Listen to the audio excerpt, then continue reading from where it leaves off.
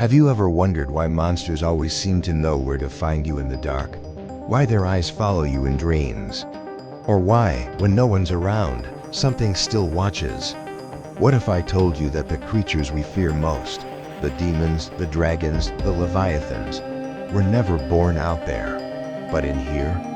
Inside. We were told they came from myths, from the unknown, from other worlds. But what if those stories were just smoke crafted to distract us from the truth? What if every monstrous shape carved in ancient stone, every shadow whispered in folklore, every serpent slithering through religion was actually a symbol, a memory, a wound we refuse to name? You see, this isn't a story about monsters. It's a story about us. Because the moment you stop watching might be the exact moment where the illusion shatters. And once it does, you can't unsee it. The gates don't close again. About what we buried, what we denied, and what grew claws in the silence. This isn't fantasy, it's anatomy. The anatomy of fear, the biology of shame. The silent scream that echoes through generations, coated in scales and teeth and fire. You're not watching this by chance. Something in you is already reaching for answers you couldn't explain. So don't look away. The behemoth, not an animal, but the weight of inherited silence pressing against every rib of identity. These creatures were never meant to be slain. They were meant to be integrated. And there, in the vaulted ceilings of the psyche, it paints monsters in stained glass, reminders, not enemies. Each nightmare, a messenger. Each scream, a prayer in disguise. Yet we run. We sedate. We dismiss. We call it fiction. The power we locked away because someone told us we were too much. The dragon is not greedy. The dragon is wounded, guarding what was stolen from it, from you. When it was always a confession, understood, but we feared their power, and so we cast them out into legend. Into hell, into books. Safer, that way, easier, because trauma speaks in archetypes. The serpent that devours its own tail.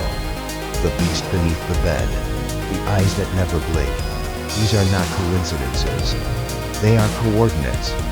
Not because they are evil, but because they are ignored. What we buried does not die. It waits. It learns your voice, your scent, your stories. And then, it returns. Not to destroy you. What if the serpent's tongue spoke not of lies, but of truth too raw for polite conversation? What if the dragon's fire was never to burn you, but to burn through what was never real to begin with, but to finally be seen? Markers, maps of the terrain within. Each creature we fear is a breadcrumb, leading us back to the original pain. The moment the self split, let the silence speak. Somewhere beneath logic and above memory, something stirs. It's not evil.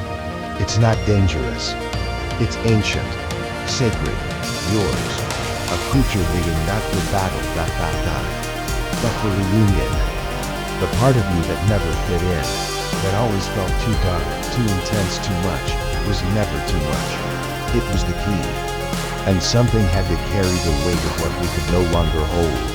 It was born from rupture. A rupture between what we feel and what we're allowed to express. But to awaken.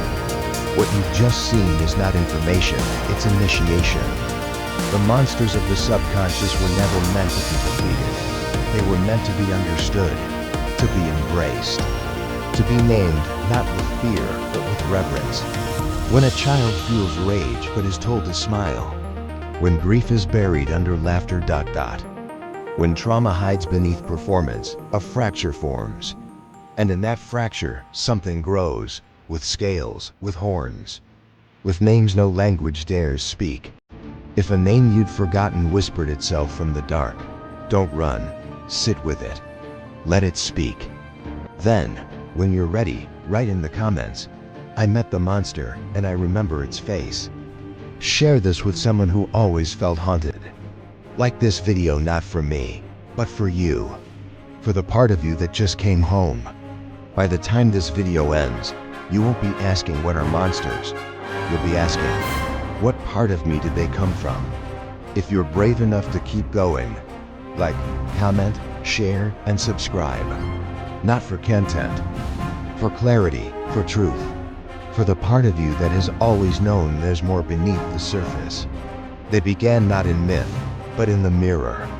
Long before ink met parchment or tribes gathered around fire to whisper tales, the first monster was born, not from earth, nor sky, nor sea. The Leviathan wasn't a sea creature. It was the storm of emotion repressed so deeply, it twisted into magnitude. But exile does not equal erasure. The subconscious does not forget.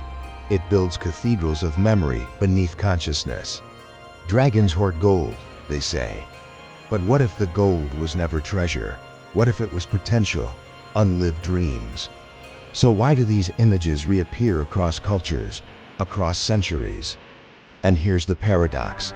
The more we reject these inner monsters, the stronger they become. What if the monsters weren't the enemy? What if they were the part of you that screamed when no one listened?